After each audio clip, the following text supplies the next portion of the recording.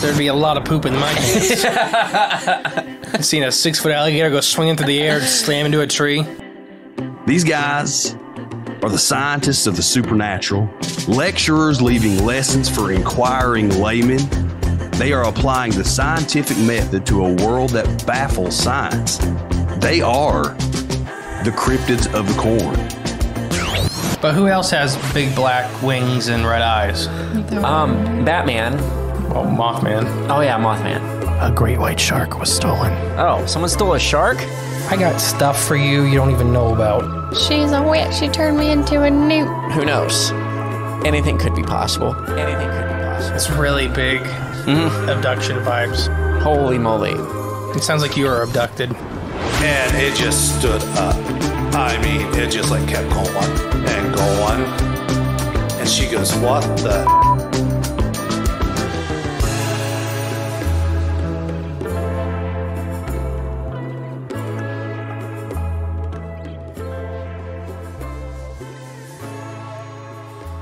Hey guys, welcome back to Cryptids of the Corn podcast.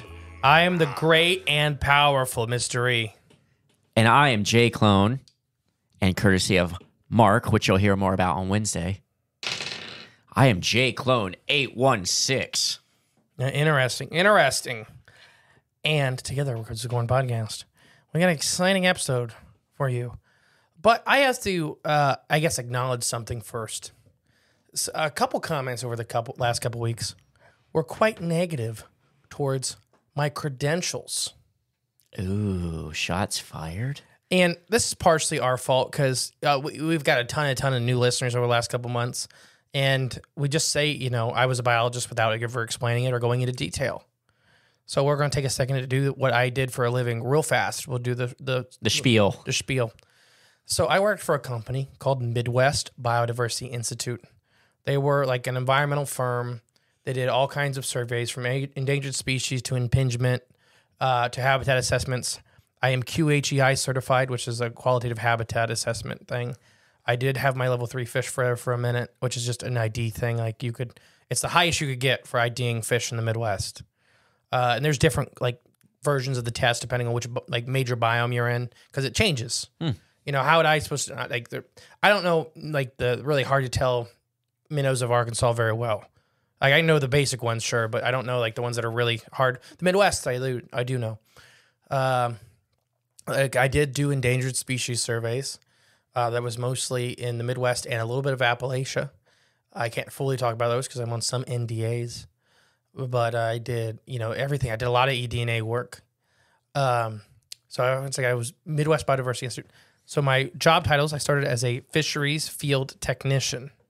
Then I got all the way up to fisheries assistant crew leader and then fisheries crew leader. It's basically the same thing as a fisheries field biologist or an aquatic field biologist. So that's why I say I was a field biologist. A biologist is just a term used for a job title. It's not a degree. A lot of the guys that were biologists above me had an education degree, and that was it. It's an employment. It's an employment status. Yes. And there's been some confusion about that, I think, a little bit. So I just wanted to take a few moments and nip that in the butt. That's what I did. I was an environmental field technician or a fisheries field technician, and I ran a crew. And I was assistant crew leader for a long time, and I had a lot of fun with it. I did eDNA. I did endangered species surveys. So there you go. So it's easier if you can't tell from that big spiel. It's easier just to say you're a field biologist. Right. You don't have to explain that every time. Yes. Which, if you're stuck around if you're here from the beginning, you know all these things. Right. So. This is more for a lot of new listeners who are very confused, and a couple people were very aggressive towards it. So for some unknown reason. So if just some people are like that, I guess. And it's weird is that we have a lot of biologist listeners. Yeah. We have a lot of scientists that are listeners. Mm-hmm. And it was definitely not one of those that called me out because everybody in that field gets it. Right. Because it's hard to explain what you do for a living or what your job title is. So it's easier there was tons and tons of biologists have no formal background. Mm-hmm. As in education. Mm-hmm. They would just get hired. I won't name the guy, but the guy that was ahead of me for a long time, he was a school teacher. And then he became on us and became he was a biologist above us. Mm-hmm. I was not a lab biologist. I was not the biologist that writes the petitions to get grants and stuff like that. I was a field biologist. Yeah, you're not a Ralph. You were out in the field Ralph, a clean biologist. doing the dirty work. All right. Shout out to you, Ralph. Shout out to you, Ralph. We miss you. Miss you, baby girl. All right. Any questions for that? Oh, I don't have any for that. I know, but anything you could see that Shoot, somebody that's new. I repeat all that stuff at all of our conferences when you're not there. I know. I have that spiel memorized. And Jay says I was a former biologist. I'm not currently a biologist. What were you going to say? You started saying I was a biologist. I'm still a biologist and all this. Yeah, see, I just think the terms are all. It's all just Moving the mics around too much today. It's all just It's just a word. words. It's all wordplay at the end of the day. Ready for the topic? Yeah. What are we getting? What are we diving into today? Something you'll like a lot. I'm already interested. Meat showers. Ooh, meat showers. Ooh, Why would I like that a lot? you know why. I don't know what that's supposed to mean, but You know why. but I guess I don't know what that's supposed to mean. Raining meat, raining blood, raining bones. We've covered it on this show before. Yes, the we first have. one's going to be the Kentucky meat shower, which we've covered a couple times. But Probably it's, the most famous one, I'd say. I got a couple others. But I have 2 different articles for the Kentucky meat shower we're going to read and just kind of see how different they are. Okay. Just because I thought that was kind of interesting for this one. Did they come out the same time period? Or is one like a reflection? Or sorry, I'm throwing you off your. Yeah, I saved questions for the end for a reason. Okay, Professor. No, one's from like 12 and one's from 19. Oh, wow. Okay, so these are recent articles then, huh? Sure. Okay. The internet's pretty new. Well, I didn't know if you were pulling up old newspaper articles. My No, bad. which we did the first time we did this. We read the Yes. actual newspaper article from. Yeah. Okay. That may have been on Patreon. I don't remember. It's hard to remember I at this can't point remember. anymore. Yeah. But raining meat. Visiting the Kentucky meat shower of 1876. This is by Katie Cernan. Edited by John Korshkai. Okay. Rough names. Right. Not important. So the title is During the Kentucky Meat Shower from 1876, cloudy with a chance of meatballs was a real-life event when meat reportedly poured out of the heavens. One of the specimens collected after the meat shower is still in captivity. Really? Yeah, we'll talk about it. Okay. You know who has it. Okay, we'll talk about it. We'll get to it. It was a clear morning in March in Bath County, Kentucky in 1876 when meat started falling out of the sky. So, before I start reading this, 1876, somebody, in my brain, I never connected the dots when I was hearing somebody else talk about this on a different podcast. And they said that they thought that people like dump meat out of planes. Yeah. 1876. There's no planes. No. Maybe a big kite. No. They had kites. The Wright brothers, when were they? I don't remember. 1901, wasn't it? You're right, actually, because it's on the back. It's on license plate. Yeah, it's 1901. Yeah. So it was not a plane. I just, Big kite. but that comes up from time to time. Somebody said somebody's dropping meat out of planes. It was not. So between 11 and 12 o'clock, and I was in my yard, not more than 40 steps from my house. A local farmer's wife named Mrs. Couch told the local reporters. There was a light wind coming from the west, but the sky was clear and the sun was shining brightly. Without a prelude or any warning of any kind, and exactly under any circumstances, the shower commenced. Not just any shower, but a shower of flesh, raw meat, some lumps as light as a snowflake, and some that reached more than 3 inches in length. For several minutes, Mrs. Couch and her husband, Alan, watched the unusual downpour fall all around them, before it finally ceased, leaving the sky as clear and sunny as it had been before. Many of the Couches believed that the meat shower had either been a miracle or a grim warning. Before long, word of the meat shower had spread, bringing flocks of curious neighbors to the scene, and in the end, the area of about 100 yards long and 50 yards wide was left covered in chunks of meat. They found in fences, farmhouses, and scattered across the ground. This article's a little wrong, but we'll get there. Overall consensus seemed that the meat was beef, as if it had because it had a similar color and a similar smell. However, a local hunter disagreed, claiming it was uncommonly greasy feel. The meat was most likely resembled that of a bear. Oh, okay. Yeah, so the meat was very greasy. To end the debate once and for all, a few brave men, skilled in hunting, took it upon themselves to taste a few pieces. Their official decision was that by taste alone, the meat was either venison or mutton. Okay. So it looks like beef, feels like bear, tastes like mutton. You know what it was? I just realized it. Oh, go on. Now I understand what all this is, but go on. Unset aside by their three conflicting opinions, the local butcher also took a bite. According to him, however, the meat was none of the above, claiming that its taste was neither like flesh, fish, or fowl. It had its own unique flavor. I already, it's perfect with my theory now. Okay. Do you want to say it? Oh, you're done? No, I have more to read, but go ahead. Oh, isn't it obvious to you what this is? It's turtle meat. Let me get to that. It's the next paragraph I have.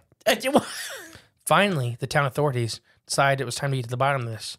They called on an expert and declared it was the meat of the common snapping turtle. No, shut up. It wasn't snapping turtle meat because it's the wrong color. Okay. But turtle meat. Turtle meat's like what, like chicken. It's I've seen. It can be dark, but it's not like beef. Yes, it is 100%. Do you know how many turtles it would take?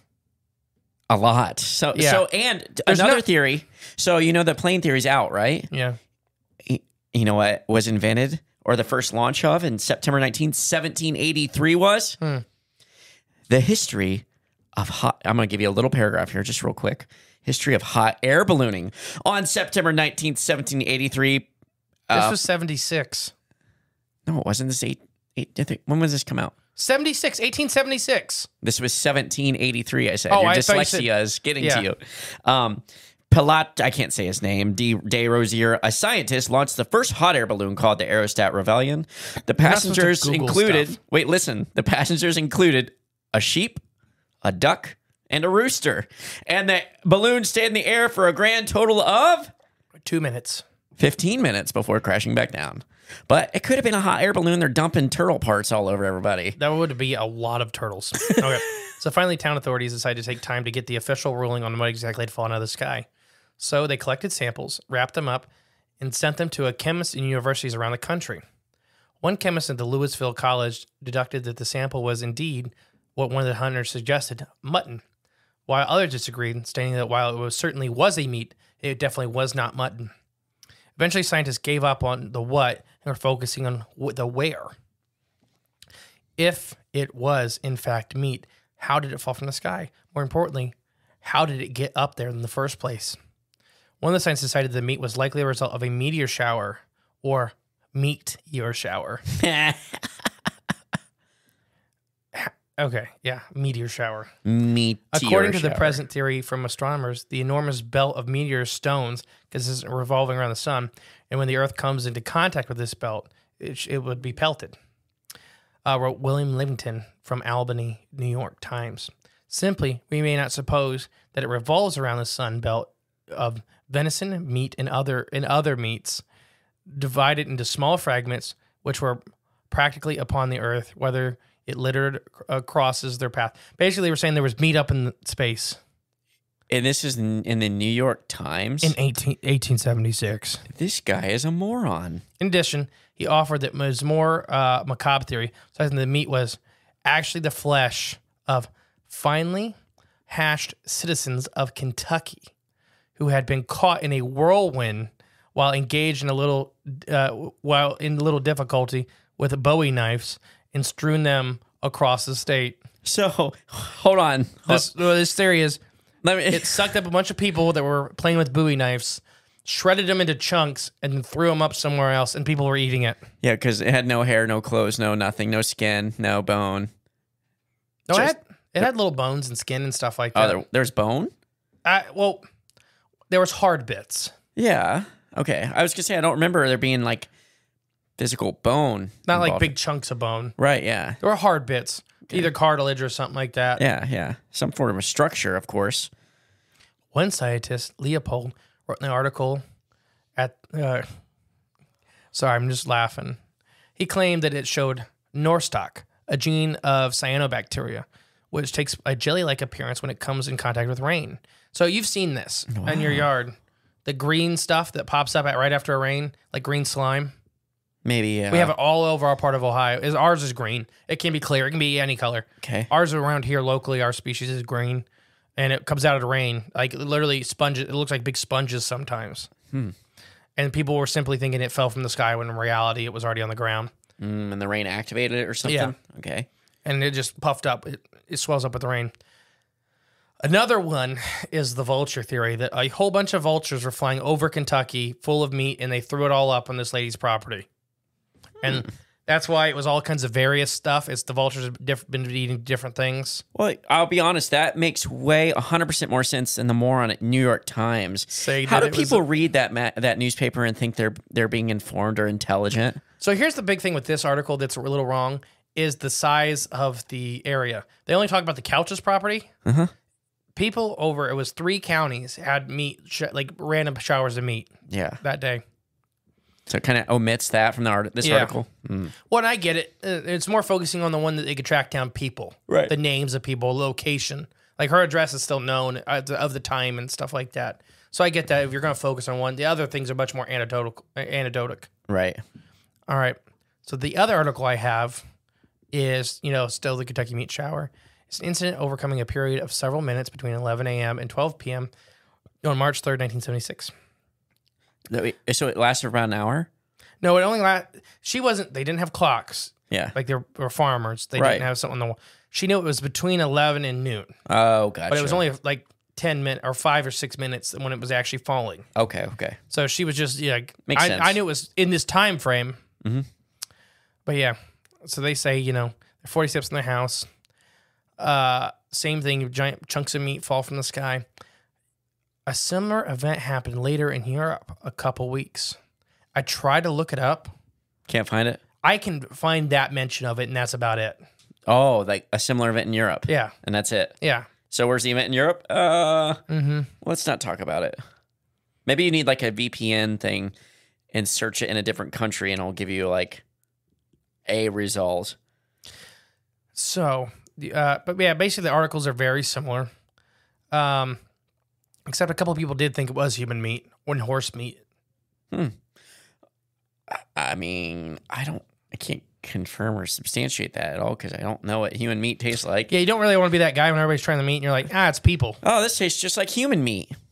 Oh, I was on the Dahmer party. And everybody turns around and looks at you. What? So, I mean, horse. Horse, I say. March 12th of the same year is when it fell in the UK. Okay. But it was little balls of meat. They also appear to have vegetables with it. Little chunks of vegetables. That's very different.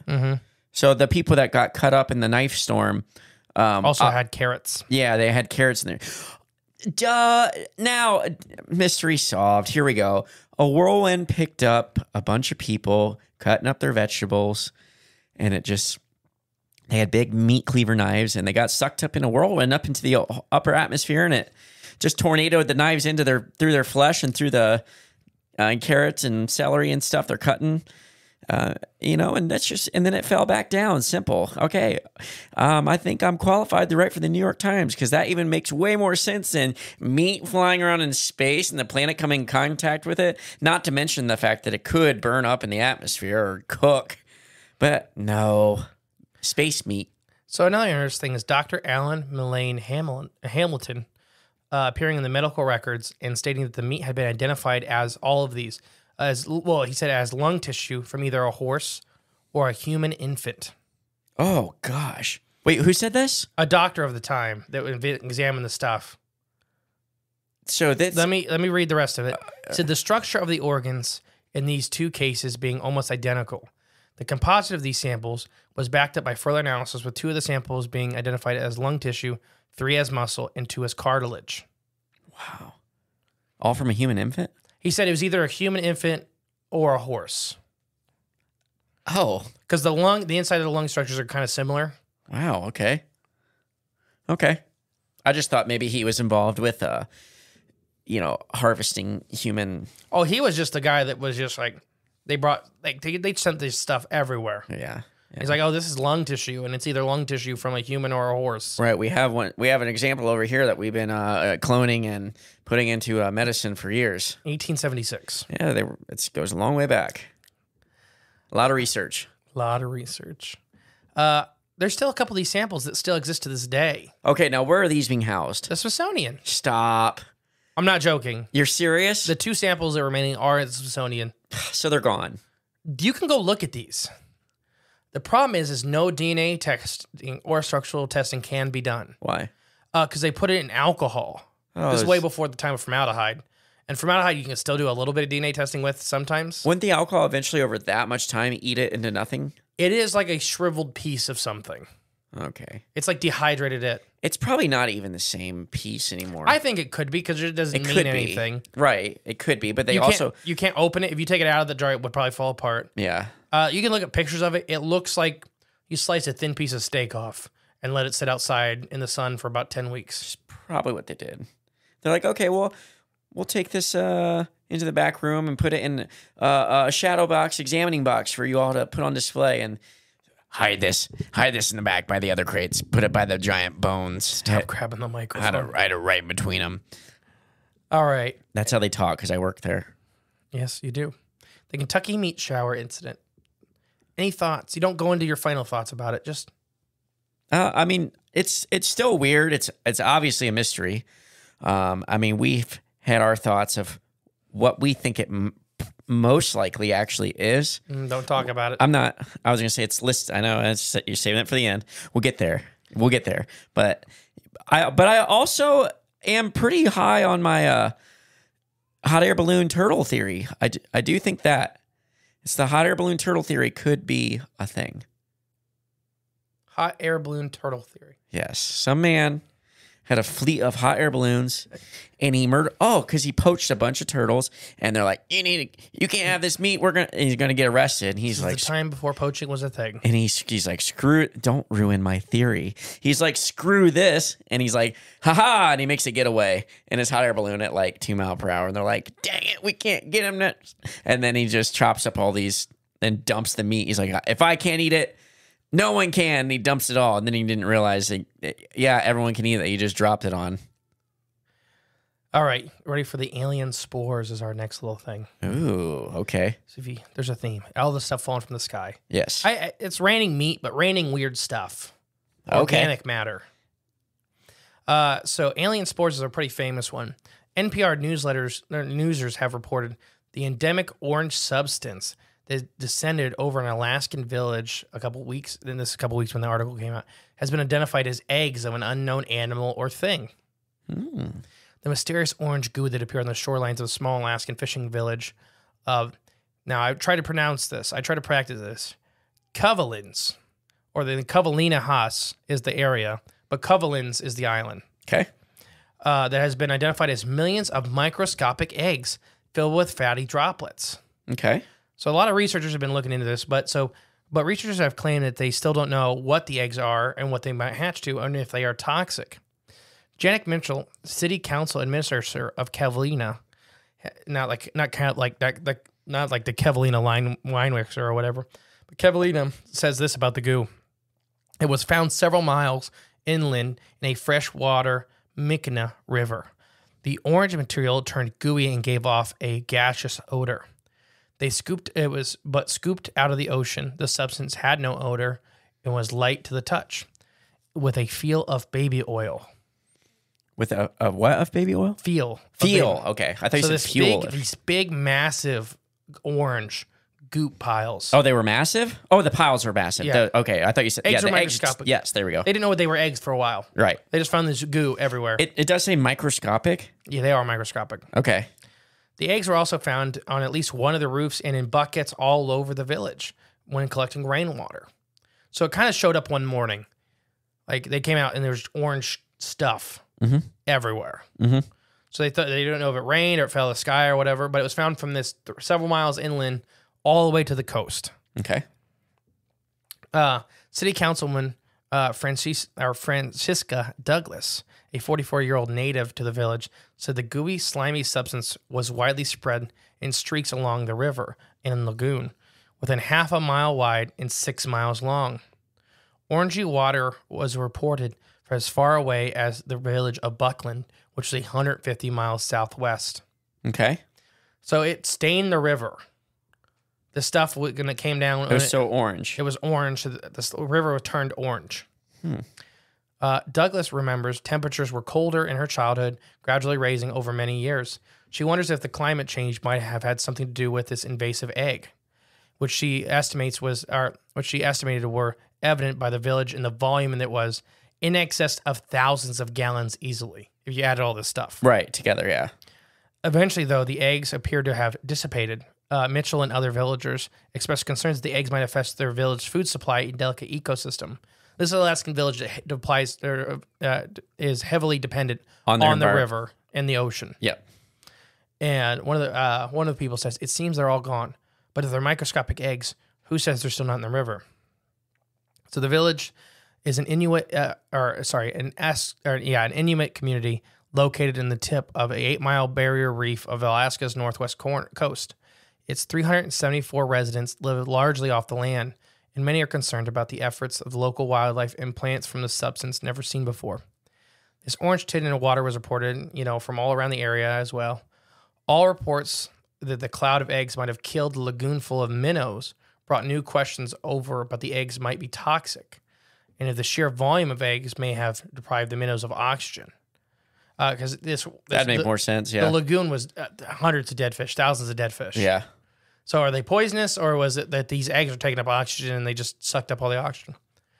So a scientist of NOAA actually got involved, and this was Jeep Rice was her name, literally like the vehicle. Cool, that's a good name. It was easy to see the cellular structure surrounding the lipid droplets and to identify them as animal. They've been determined they were small invertebrate eggs of some kind, although we cannot tell what species. So they were easy to see. You can look up all these pictures of these microscopic eggs. They're easy to see that they are eggs of something. Okay. And they are most likely an invertebrate egg species. And we see that because of the way even, fish and stuff like that develop. They still kind of look like, they have embryos. They have pretty advanced embryos. So it's weird. This happened. And this was, I believe, 2006. So the star jelly events. Scientists do not know why. Is this a new one? No. Okay. This is just a little smudging piece with this one. Okay. Scientists also don't know why any identified eggs suddenly emerged on the shores of this island. Villagers say they've never seen such a phenomenon before. According to a NOAA spokeswoman, Juliette Spiegel, we'll probably find some clues, but we'll likely never have a definitive answer on this. That's because it came and it happened so fast and disappeared so fast. Right. There's only a couple samples actually collected for study. Samples are being sent to the NOAA laboratories in Charleston, South Carolina for further analysis. The Alaskan Department of Environmental Conservation also sent samples Monday to the Institute of Marine Sciences at the University of Alaska in Fairbanks. It's worth noting that there have been anomalies like biological storms in the past, such as the infamous red rain or blood rain that fell in Kurlan, India in 2001, or the hunter's example of yet unclassified various purple globs or star jelly that has fallen all over the earth for thousands of years. Yes. And on the 7th of March 2012, an article was posted announcing that they had identified the mysterious material, some kind of crustacean eggs. Ah, okay. Is that throwing any thing out to you? No. Okay. They think that they were a type of crustacean. Yeah. I mean, it doesn't check any boxes of what it could be as crustacean-wise egg. I mean, I don't know. I mean, a lot of crustaceans have a really bright colored egg mass. These are microscopic, so that's what's throwing me off. It have to be some kind of krill or something like that. Oh, good some thought. Very small species that breeds in the billions. Billions? Yeah. You sound like it's Carl Sagan. Billions. So let's talk about the red rain in Carlin, or India. Carlin? Wait, let me comment on that. Oh, you have questions. Okay. Yeah. So my first thought was, it's just fish eggs got sucked up. But then, microscopic. Which are microscopic fish eggs. Yeah, I was thinking like salmon or something. No salmon. It's not salmon, yeah. Stuff like herring, they are scatter spawners. They have tiny eggs. There's some big species like the invasive Asian carp that have tiny, you can't see their eggs hardly. They're almost microscopic, and they lay, millions of them sometimes. And then my second thought was, it could have got sucked up by a tornado or something, and then, or, a whirlwind or, water spout or something. So I looked up how much how many tornadoes are in Alaska, and it's just like super rare. They have other bad weather, Yeah. not tornadoes. Yeah. Okay. They're not near any big like moving fronts like that. Yeah. So I don't know. Like in my head, it probably is some crustacean or fish. How'd it get there? Huh? How'd it get there though? Water spouts. Water spout. Did you look up any water spouts are in Alaska? I did not. 'Cause that's a tornado. Yeah, but it's on the water, so I didn't look that up. But water spout. I doubt it was a water spout. I didn't want to look it up because I didn't want it to blow my theory. So it's you just added krill eggs, water spout. Boom. Check. Done. Explained. No, I don't know. So I think it's Karla or Karlea, India, Okay. but the red rains in Karlea. Okay. Rainwater samples have been. You should look at pictures of this. I'll try to remember to put all these on the Facebook post for Monday. All these weird pictures of this stuff. Little teasers. The Karlea red rain phenomenon was blood rain events that occurred in the Wailadana district. I have no idea. So the first one was on Monday, July 15th, 1957. Oh, wow. A color substance that turned yellow eventually. Another one happened on the 25th of July and September 23rd in 2001. So this in this area, it has these blood rains a lot. Like not like they're still rare, Not a lot, but it happens. happens in the same relative area. If you had a nickel for every time it happened, you'd have more than one nickel, and that's scary in itself. I'm looking it up right now. Yeah, so a heavy downpour of red-colored rain fell sporadically on the southern India state of Karlea, staining clothes pink, yellow, green, black. But also those same colors have been reported in the rain. So remember the blood rain we talked about in Indiana? Yes. This really screams of that, where even the pastor's clothes were stained with blood. Yep. Exactly. And you can hear that on our, was that our fungus and mungus living organic? Carnivorous clouds. Carnivorous clouds. That's what it was. Carnivorous clouds. Yes. Sorry. Yes. My bad. No, we've done a lot of them. Okay. So colored rain has also been reported in 1896 in the area several times that year. So it's hundreds of years goes back. Of this occurrence happening. Most recently, though, was June of 2012. Wow. Also, November 15th the same year and December 27th. Of the same year. Same year. In this area. Yeah. So following these light microscopic examination in 2001, it was initially thought that the heavy rain was colored from fallout from a hypothetical meteor burst. Okay. A bunch of iron meteors, like when they burst, they thinking that it turned, like it was rust. Mm-hmm. But the study commissioned by the government of India concluded the rain was colored by airborne spores. Ooh. Okay. The species has not fully been identified, but they think it's in the Cryptophylla family, Okay. which is a lot of the terrestrial green algae. Okay. To me, though, we'll talk about that. To me, that's not a very good theory because they don't know how they would get up there. Well, I mean, remember when we did some, well, not we, you did some research about the available or the amount of organic food sources that get pushed up into the upper atmosphere. So this would be one It of could them, be right? up there.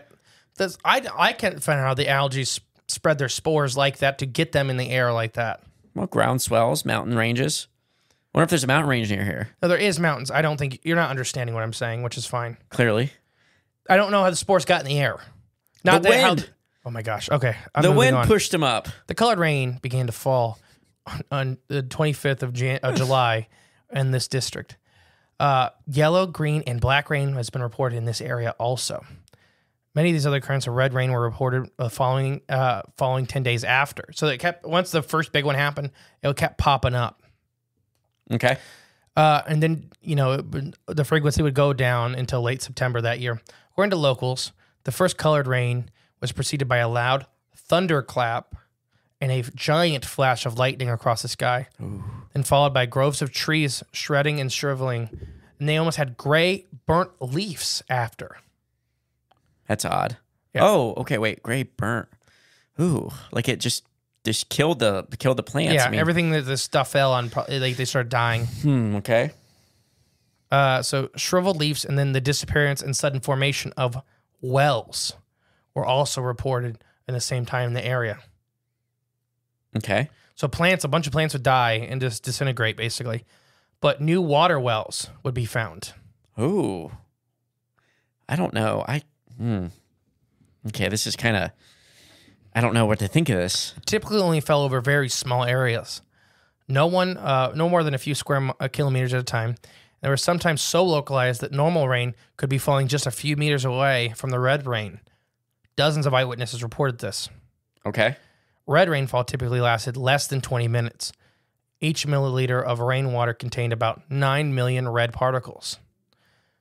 Extrapolating these figures, that total amount of red rain estimated to have fallen, estimates of 500 kilograms, or 110,000 pounds of red particles had fallen in that rain event. That's a lot. Yes, a lot. The brownish red solid separated from the red rain consists that of 90% round red particles and a balance consistent with the debris. The particles in super suspension in the rain were responsible for the color of the rain. So we've isolated the particles in the rain that were causing it to be red. Okay. Which in the times were really, really strongly colored red. A small percentage of the particles were white or light yellow, even bluish gray and green tints sometimes. The particles were found to be 4 to 10 micrometers across. Basically, they're super tiny. Yes. They were always spheres or ovals. Electronic microscope imaging shows the particles having a depressed center. So almost like a donut not fully pushed through. Okay. Like a blood cell. That's what I was going to say. Their slightly higher magnification, some of these particles showed internal structures. Uh-oh. What is this? Like foreign beings? Maybe. So chemical composition. These guys were weird. Some of the water samples were taken from the Center of Earth Science Studies in India. They were separated in suspended particles. They were filtered. The pH of the water was found to be around 7, which is neutral. The electronic conductivity of the rainwater shows to be absent of any dissolved salts, which is really weird. Sediments and the red particle debris were collected and analyzed by this government body using a combination of iron collapsed plasma mass spectrometers, atomic observation spectrometers, and wet chemistry methods.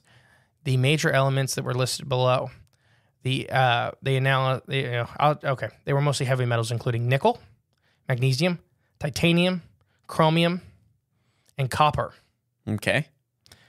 Physicist Godfrey Lewis, basically he said they x-rayed this stuff. Analysis of the red solids showed that the particles were composed mostly of carbon and oxygen with traces of silicon and iron, showing them to consist of about 43% carbon, 4% hydrogen, and 1% nitrogen. James Thomas, Division of Naturalized Sciences at Cornell University, conducted a carbon and nitrogen isotope analysis, scanning the electron microscope with X-rays of microanalysis, the element analyzer, and isotope radiation mass spectrometers. Oh my gosh. Okay. That was a lot of sciencey words. I understood it all, but that was a lot right in a row. So the red particles collapsed when dried. Ooh. So they needed fluid to stay in shape. They were full of fluid then, right? I mean, it could be that or they dried out. Right. When they dried out, yes. Yeah. But that's indicating they were filled with some type of fluid. Yeah. Okay. But it could be the rainwater or it could be their own bodily fluids. Oh, okay. Which suggested that they had been filled with some kind of liquid. Oh.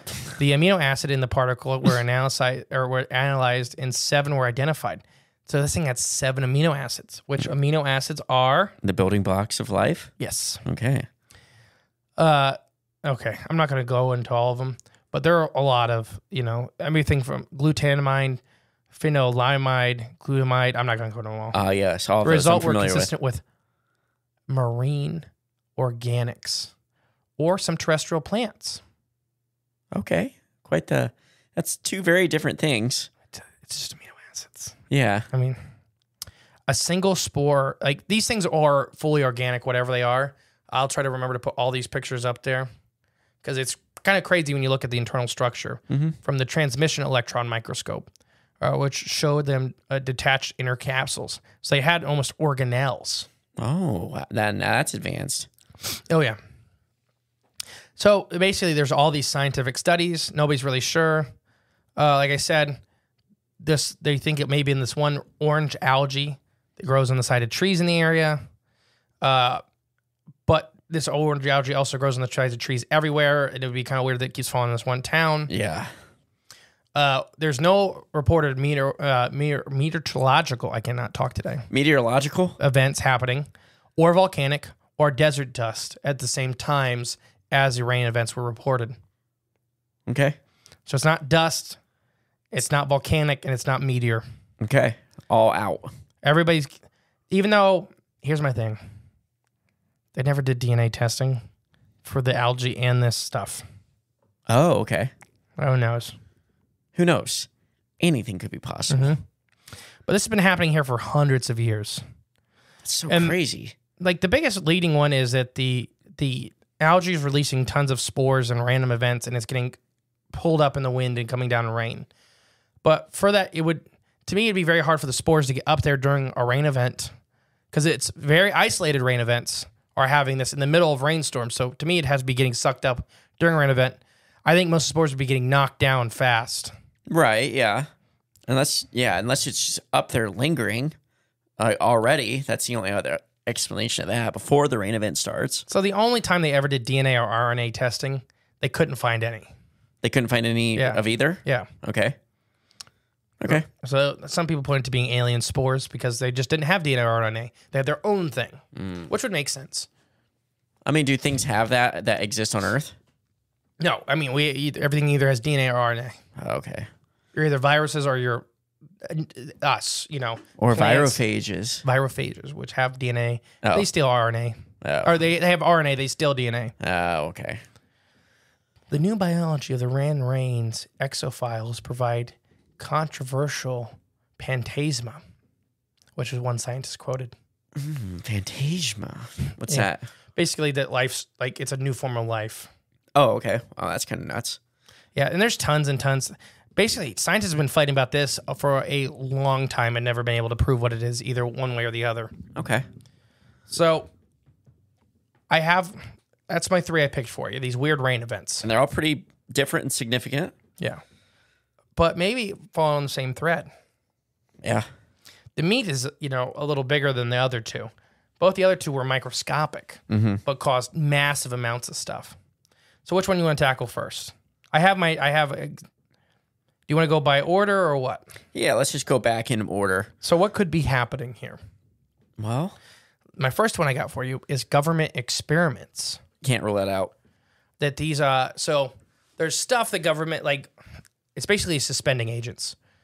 That you put stuff like biological contaminants or biological weapons in, and then once it dries, it's released. Like hydrogel? Like hydrogel and stuff like that. There's a couple like Petri dish materials. It's kind of like that, to where when you drop them out of a plane, you can safely handle them, and then in a day or two, once it dries, this is more towards the middle one. Yeah.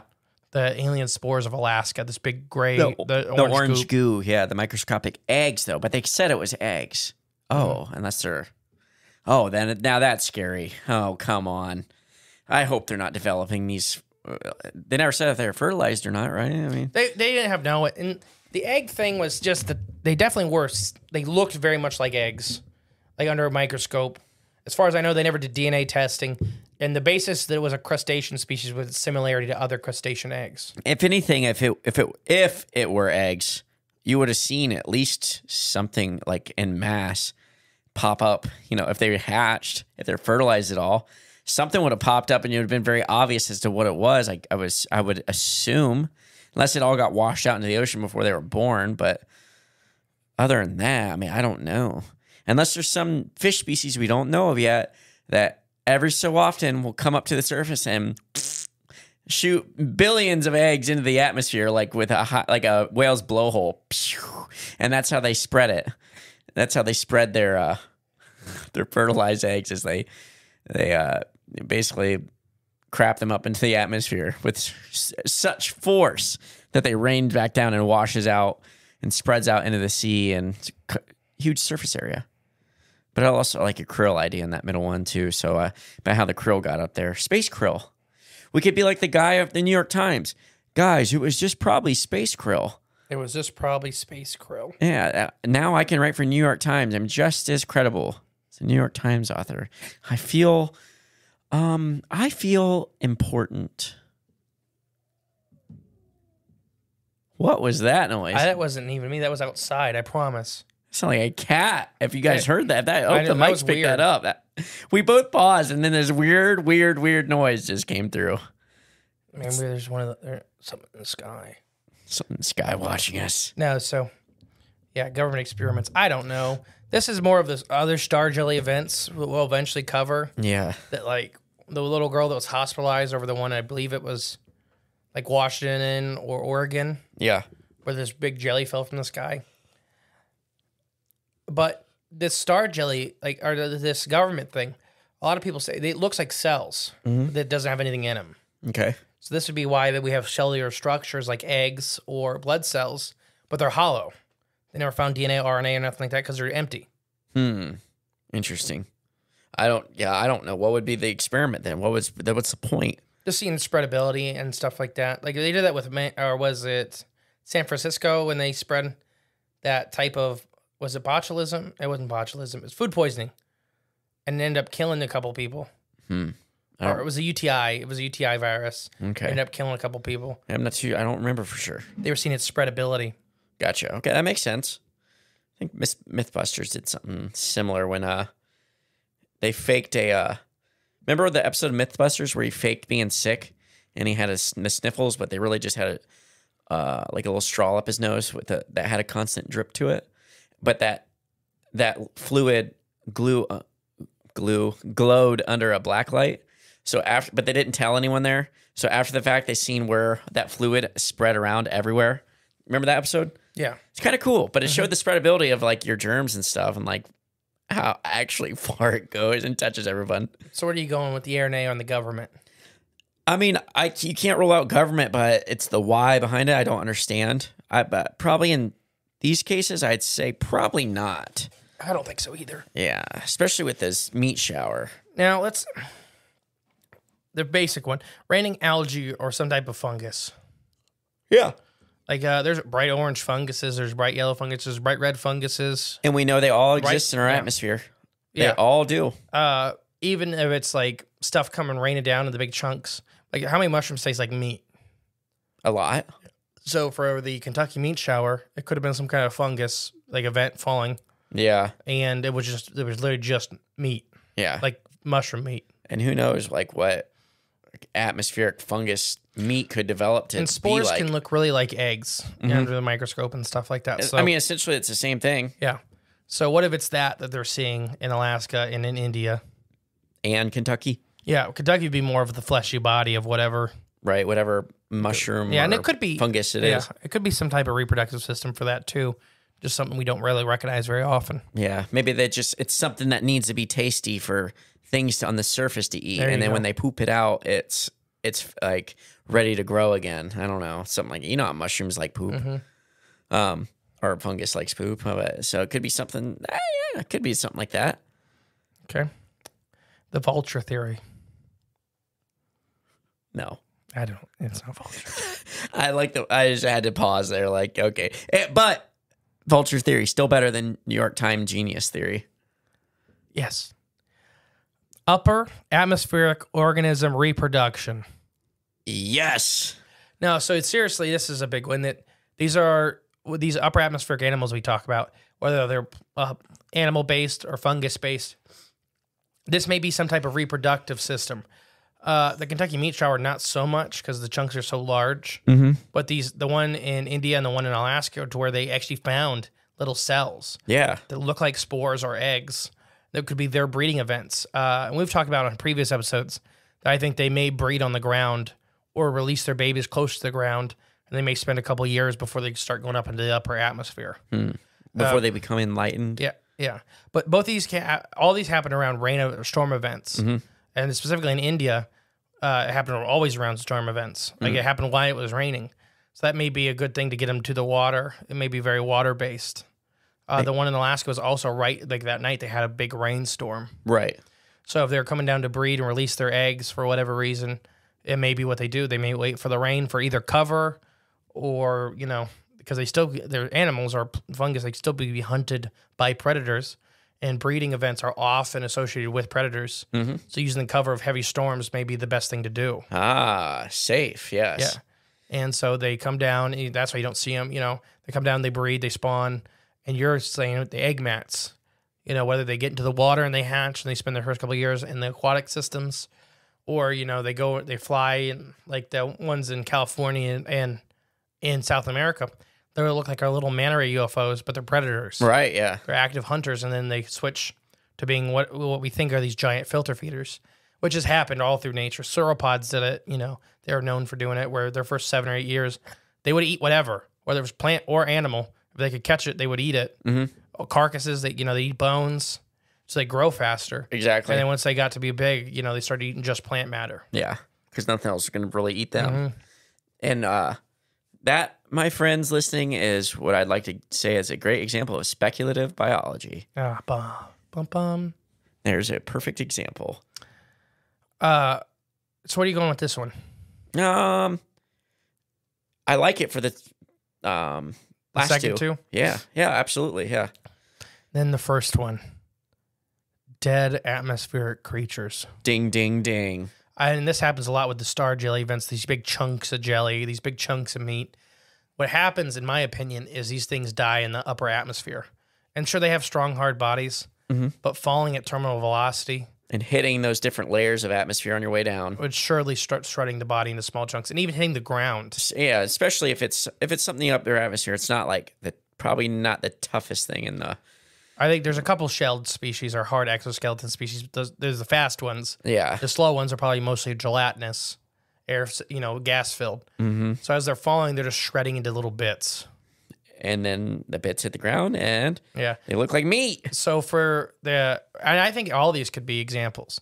And the different types of meat and stuff could be all like organs and stuff like that as well, where you're getting all your different variants and whatnot. But that's a Kentucky meat shower. Yeah. But for the Alaskan one, I think it could be an example of it too, that where you just find they're cells, not eggs. They're actual cells of the creature, and then its flesh was these big stringy goo mats. Yeah. Because it's already starting to dissolve. Yeah. Anybody's ever been around jellyfish and similar creatures, you grab them, and they would just start dissolving instantly. Pretty much, yeah.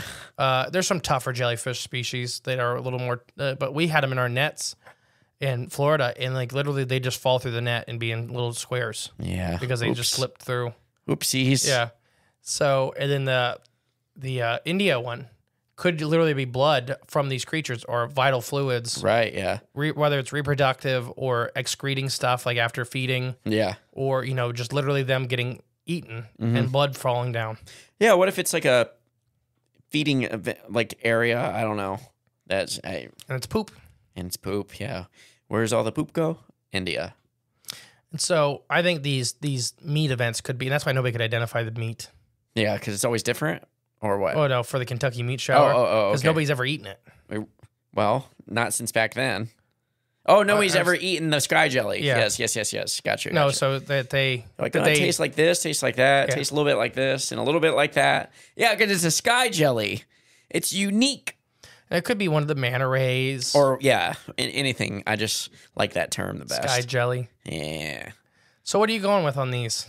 I do think, especially the meat shower one, I do think it is an upper atmospheric creature. I think a lot of this falls in the upper atmospheric category. And I kind of picked an easy episode for us to do because I'm tired. We had a long weekend at Crypticon. The only other option I could think of that you didn't mention is whatever is abducting cows and things like that and surgically slicing them. If this is maybe what sometimes they do, instead of putting them back down on the ground, they just how many of the cows eject? How many of the cattle stuff have we heard where they drop them? Oh yeah, like all these people no, the cow was dropped and bounced. Yes, yeah. It could be that these atmospheric creatures or aliens or the Nephilim or whoever you want to blame. Yeah. We're taking cattle and all right, I'm done with this. And they just let go. Dump the like the airplanes where they dump the poo. Well, I was thinking more like hawks and eagles and stuff like that will carry carcasses or prey. Yeah. Any vultures will carry bones way high up and just drop them. Right. Yep. Bust them up. Mm-hmm. Yes. Actual biology. It fits the MO. So these could literally be cows and sheep and pigs and bears. Yeah. And one of these big things was collecting and then drop them all at once to pick up the pieces. Yeah. Good thing. And people. Notice how none of them said it tasted just like elephant. So that's probably a little bit too big for these things to pick up. No, they probably could. Oh, dang it. Well, come on. Elephant seal. I mean, Nothing can pick up an elephant seal. Nothing. Okay. Ow. Killer whale. No, it couldn't do it. He tried. Couldn't do it. Broke its bristles. A killer whale? Or wait, it's broke its teeth. There you go. Yeah. Anything else to add? No, this is interesting. I mean, it just shines a little light more on the organic and upper atmospheric creatures that are above our heads. There are results. There is life above us. So, keep an eye out in the skies. There's not enough of us watching the skies anymore. Sometimes take a little time, get your head out of your phone and get your eyes up in the sky and just take a look, see what you see. You never know what you're going to get. All right. I have been the great and powerful Mystery. And I've been JClone816. You touched the mic way too much. I know, but I had to set up to see what my number was. All right, guys. We'll catch you next week with more exciting stuff. Bye. Thank you for listening to Cryptids of the Corn podcast. Please share with a friend you think would like us. It's the best way to help our show grow. Leave a comment, rate us, a 5-star review, and remember, there is always extra content on Patreon/CryptidsOfTheCorn.com. And don't forget, stay magical.